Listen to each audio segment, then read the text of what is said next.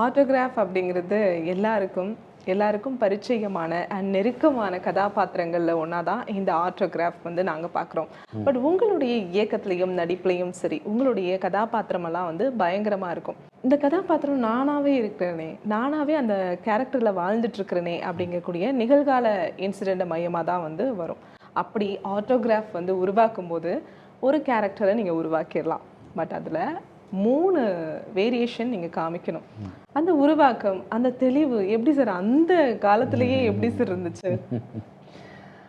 இல்லை, நம்ம அந்த மாதிரி கொஞ்சம் நிறைய வெளிநாடுகளில் உள்ள படங்களை பார்த்துருப்போம். அதில் வந்து அந்த மாதிரி ஒரு சில நடிகர்கள், ஒரு சில இயக்குனர்களும் முயற்சி பண்ணியிருப்பாங்க. ஒரு 4 சீசனை வந்து காத்திருந்து படப்பிடிப்பு நடத்தியிருப்பாங்க.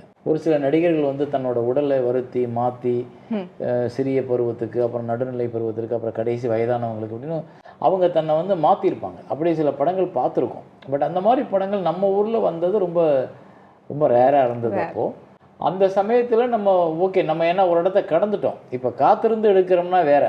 இப்போ காலேஜ் படிக்கும்போது எடுத்துட்டோம், அப்புறம் 10 வருஷம் கழித்து மறுபடியும் எடுக்கிறோம்னா ஈஸியாக எடுத்துடலாம். ஆனால் கடந்து நம்ம ஒரு 40 45 நெருங்கினதுக்கப்புறம் நம்ம திருப்பி 23 வயசு பையனாக நடிக்கணும், அப்புறம் வந்து 28 30 வயசில் கல்யாணம் நடக்கிற பருவத்தில் நடிக்கணுன்றப்போ கொஞ்சம் டஃப்பு தான். ஆனால் அதை வந்து நம்ம அதுக்கான முயற்சி எடுத்து அதுக்கு உடல்நிலை ரீதியாக என்ன மாற்றங்கள் பண்ணலாம், முடியை என்ன பண்ணிக்கலாம், நம்மளோட உடலை வந்து இன்னும் ஸ்லிம் ஆக்கிட்டால் நம்ம உடம்பு எப்படி இருக்கும், அப்புறம் அதை வந்து அந்த காலகட்டத்து உடையை எப்படி பயன்படுத்தலாம்.